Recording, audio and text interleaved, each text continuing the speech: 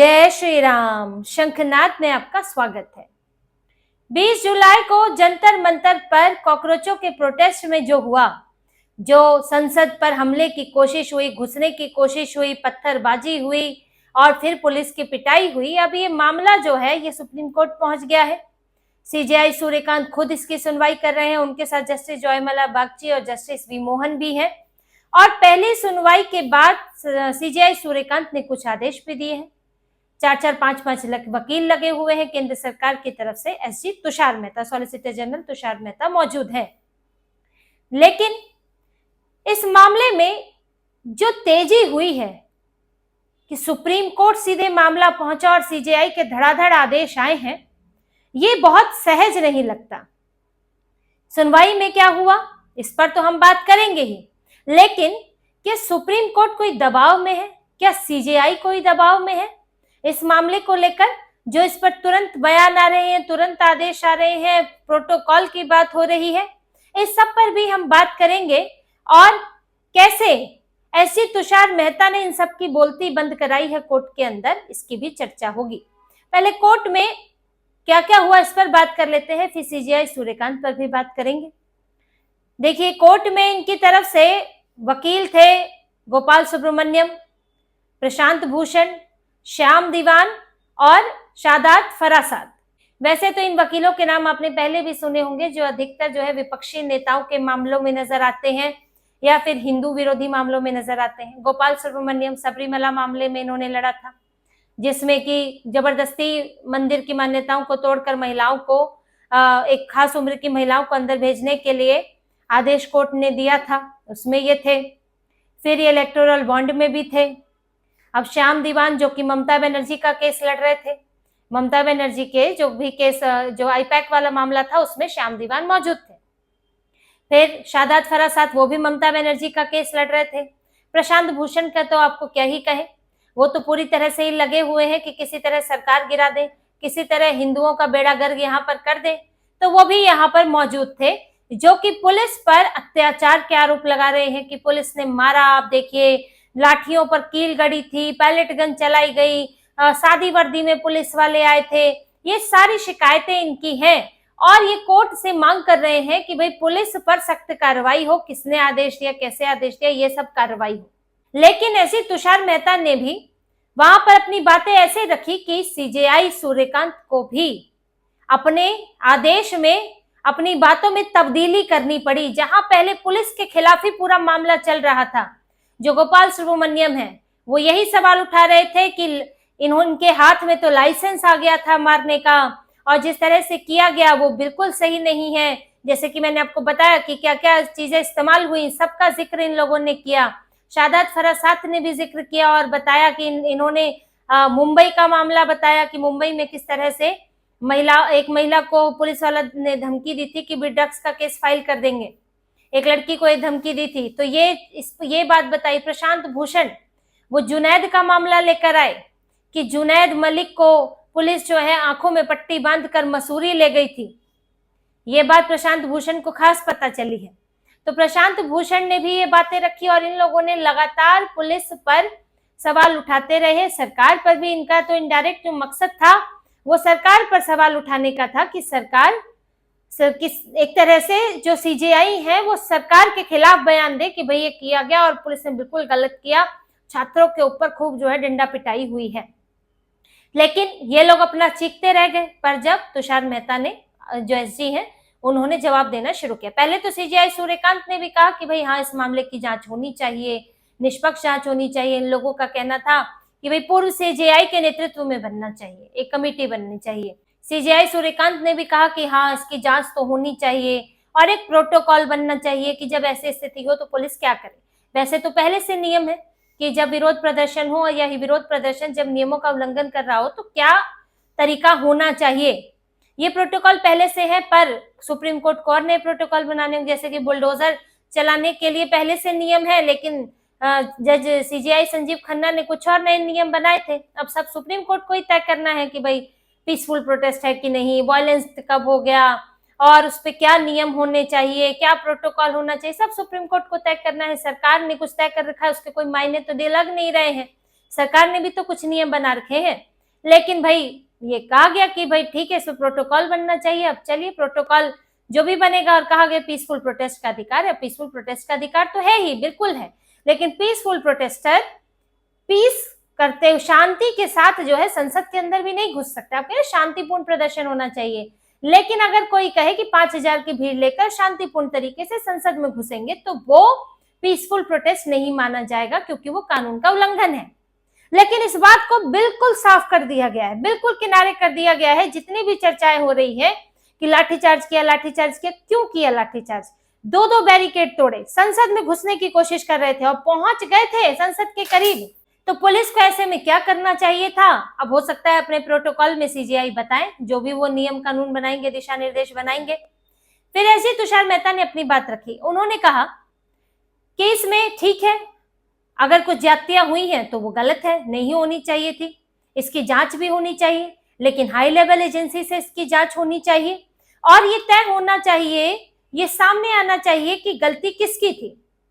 यहाँ पर उन्होंने सीजीआई को कहा कि आपकी ही कोर्ट में 4 पुलिस वालों के परिवार ने केस दर्ज किए हैं। जो 4 पुलिस वालों को 20 तारीख के बाद घेर कर मारा गया था, पीटा गया था, उनके परिवार वालों ने केस फाइल किए हैं।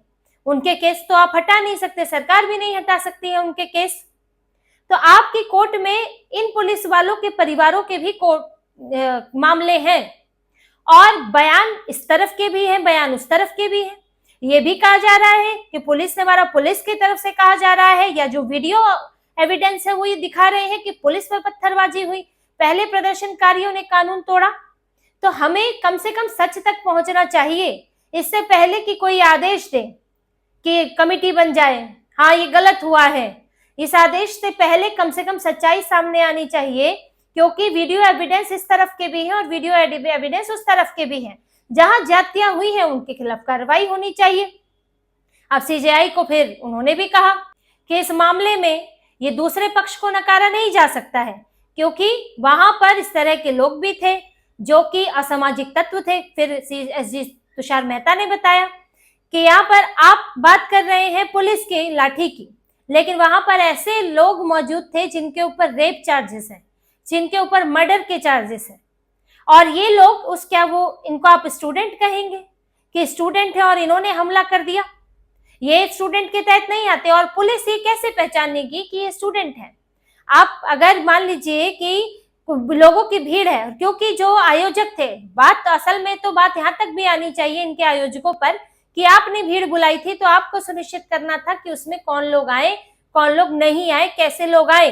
अब भीड़ खड़ी है, उसमें से अगर भीड़ 100 लोग खड़े हुए हैं और 100 में से अगर 50 अपराधी हैं, पुलिस को कैसे पता चलेगा? उस भीड़ के सामने सब बैरिकेड पार कर रहे हैं, तो पुलिस को तो सब पर लाठी चलानी पड़ेगी और आंसू गैस का गोला छोड़ना पड़ेगा, क्योंकि आंखों से देख के तो नहीं पता चलता है ना फलाना अपराधी है कि नहीं अपराधी। तो जब यहाँ ऐसे ऐसे अपराधी आए थे और ये अपराधी कोई शांतिपूर्ण विरोध प्रदर्शन करने तो आए नहीं थे, ये तो घात लगाकर पुलिस को मारने आए थे। ऐसे में पुलिस क्या करे? तो ये तथ्य भी, ये बात भी गौर करनी चाहिए, जिसको सीजीआई को मानना भी पड़ा कि इसमें असामाजिक तत्व मौजूद थे। और सीजीआई ने फिर इस पर जो इन्होंने आदेश दिए हैं कि 18 वर्ष से कम उम्र वाले को जो है छोड़ दें, और जो सारे वीडियो ऑडियो रिकॉर्ड हैं वो सब कुछ जो है सारा डिजिटल एविडेंस है वो सुरक्षित रखें। अब देखिए, सरकार ने तो पहले ही आदेश दे दिया है, जो वादा किया था भाई कि सबकी एफआईआर वापस होंगी, तो चाहे 18 से कम का हो, 18 से ज्यादा का हो, उसकी एफआईआर तो वापस होगी और फिर उसके ऊपर एक्शन नहीं होगा। लेकिन ऐसी तुषार मेहता की बात सुनने के बाद जो सीजीआई है उन्होंने ये भी कहा है कि जिनके ऊपर आपराधिक मामले चल रहे हैं उनको नहीं छोड़ा जाएगा। यानी कि अब पुलिस रिकॉर्ड से तय होगा कि भाई फला व्यक्ति, क्या उसके ऊपर कोई पहले से मामला है, और अगर मामला है तो फिर उसके ऊपर से केस खारिज नहीं होगा। और दिल्ली पुलिस ने बताया है कि 3000 करीब अपराधी थे वहां पर। और इसमें एक दूसरी बात भी निकल कर आ रही है, ये कोर्ट की कार्यवाही का हिस्सा नहीं है, लेकिन मैं आपकी जानकारी के लिए आपको बता रही हूँ कि अब कई लोग खुद एफआईआर करने लगे हैं इनके खिलाफ। लोग उठकर आ रहे हैं, संगठन उठकर आ रहे हैं कि अगर पुलिस एफआईआर वापस लेती है, क्योंकि लेना ही पड़ेगा, क्योंकि पुलिस के हाथ बंधे हैं, सरकार के हाथ बंधे हैं कि भैया वादा कर दिया, और उधर से संसद अलग चल रही है। तो अगर एफआईआर वापस होती है तो उसके बाद आम लोगों की एफआईआर जरूर रहेगी। अब जब ये कोर्ट में प्रोसीडिंग आगे और बढ़ी तो ऐसे तुषार मेहता ने इनके जवाब में पुलिस की भी बात की कि पुलिस, हम ऐसा कुछ नहीं कर सकते जिससे कि पुलिस का मनोबल गिरे। जैसे कि ये जो 5 वकील थे जुटे हुए थे, प्रशांत भूषण, ये सब चीख चीख कर कि हम नहीं भाई, इस पर तो एक्शन होना ही चाहिए, पुलिस जिम्मेदार है, कांटे वाला डंडा कैसे ले आए, कील वाला डंडा कैसे ले आए, ये क्या तरीका होता है। तो इस पर अजीत तुषार मेहता ने बताया कि अगर आप एक तरफा चीजें रहेंगी और सिर्फ इस आधार पर फैसले होंगे कि भाई पुलिस ने मारा, तो पुलिस वालों का मनोबल गिरेगा। हम ऐसा कुछ नहीं कर सकते कि उनका मनोबल गिरे, इसलिए इस मामले की पूरी तह तक जाने की जरूरत है और इसके लिए एक हाई लेवल एजेंसी इसकी जांच करे, उन मामलों की जांच करे क्या इसमें वाकई ज्यादती हुई है। ये जांच करना कोई 2 दिन का काम नहीं है, ये नहीं है कि यहाँ कोर्ट में 1 घंटे की सुनवाई हुई उसमें जांच हो जाएगी। ढेरों वीडियो हैं, बॉडी कैम है, सीसीटीवी है, सोशल मीडिया के वीडियो हैं, ये सारे वीडियो एनालाइज करने होंगे और देखना होगा कि जिस मौके पर लाठीचार्ज हुआ क्या वहां पर पुलिस के ऊपर पहले हमला किया गया था और उसमें कौन लोग थे, क्या स्टूडेंट थे, क्या आपराधिक प्रवृत्ति वाले थे, कौन थे, तो ये सब देखा जाएगा। तो यहाँ पर सीजेआई को फिर उन्होंने भी कहा कि क्रिमिनल केसेस वाले जो है नहीं छोड़ने जाएंगे और अब इसकी सुनवाई 3 अगस्त को होगी। तो अभी ये लोगों ने जो कोशिश की थी उसे ऐसी तुषार मेहता ने रोक दिया और उन्होंने जो दलीलें दी उसके बाद सीजेआई सूर्यकांत ने भी जो है बैलेंस बनाते हुए उनकी तरफ से आदेश आया है। लेकिन यहाँ सीजेआई सूर्यकांत पर भी बात करनी जरूरी हो जाती है क्योंकि सीजेआई सूर्यकांत, उनके ही एक ऑब्जर्वेशन में कॉकरोच की बात आई थी। उन्होंने हालांकि किसी युवा को, किसी बेरोजगार को कॉकरोच नहीं कहा था, उनका कहना था कि जो सिस्टम में जबरदस्ती परेशानी पैदा करते हैं तो वो कॉकरोच की तरह जो है, गंद फैलाने वाली बात है कि कॉकरोच की तरह उसमें पड़े रहते हैं। तो उनका कहना इनकी तरफ था, जिसके बाद ये अभिजीत दीपके ने बनाई कॉकरोच जनता पार्टी। तो सरकार की तरफ से तो किसी को कॉकरोच नहीं कहा गया था, वैसे तो सीजेआई सूर्यकांत की तरफ से कॉकरोच कहा गया था, जिसकी वो अभी तक सफाई देते फिर रहे हैं कि मैंने नहीं कहा था, मेरा ये कहना था, मेरा वो कहना था। अब इसके बाद जब ये हुआ और ये मामला क्योंकि दिल्ली हाईकोर्ट में भी है, पुलिस की जातियों वाला और प्रोटेस्टर्स ने किस तरह से नियम तोड़े, ये मामला जो है दिल्ली हाईकोर्ट में पहले से है, उस पर 1 महीने का समय दिया गया था पुलिस को रिपोर्ट फाइल करने को। तो इतनी जल्दबाजी में सुप्रीम कोर्ट में जाने की क्या जरूरत थी, सुप्रीम कोर्ट को संज्ञान की भी क्या जरूरत थी। अब सीजेआई सूर्यकांत ने कुछ दिनों पहले बोल दिया था कि मेरे पास टाइम नहीं है। अब फिर जब वो घेरे गए तो फिर उन्होंने सफाई दी कि नहीं, मुझसे किसी ने कहा था कि पुलिस के वीडियो देख लो, ये सब कर लो, और इसका मैंने कहा मेरे पास टाइम नहीं है, सुप्रीम कोर्ट के पास टाइम नहीं है, कहने का मतलब ये था। लेकिन जब इसकी आलोचना हुई तो फट से सुप्रीम कोर्ट में ये सारी याचिकाएं पहुंच गई और इस पर सुनवाई भी शुरू हो गई। तो क्या सीजेआई कुछ दबाव में है, क्या अपनी कोई छवि की भी चिंता है कि लगातार जो है वो इनके विरोधी छवि बनती जा रही है कि वो विरोध प्रदर्शनकारियों की सुनते नहीं है, उनके लिए बड़ा रुख रहता है, या फिर जो युवा हैं उनकी नहीं सुनते हैं, उनके लिए उनको कॉकरोच कह दिया था। तो क्या इस दबाव में है कि आनन फानन में यहाँ पर सुप्रीम कोर्ट में सुनवाई हुई और अब इसमें प्रोटोकॉल बनाया जा रहा है, इसमें छोड़ने की बात की जा रही है, जबकि पता है कि सरकार छोड़ ही देगी, सरकार ने कहा ही है, फिर भी छोड़ने की बात की जा रही है। क्या ये कोई फेस सेविंग है, क्या उनके सामने भला बनना है? जो वहां पर हुड़दंग मचा के गए, जो गंदी गंदी गालियां दी गई जो प्रोटेस्टर थे, तो ये सवाल इधर भी खड़े होते हैं। एकदम से सीजेआई सूर्यकांत ने जो तेजी दिखाई है, सुप्रीम कोर्ट ने जो तेजी दिखाई है, उस पर भी सवाल खड़े होते हैं और उसके बाद जो आदेश आ रहे हैं।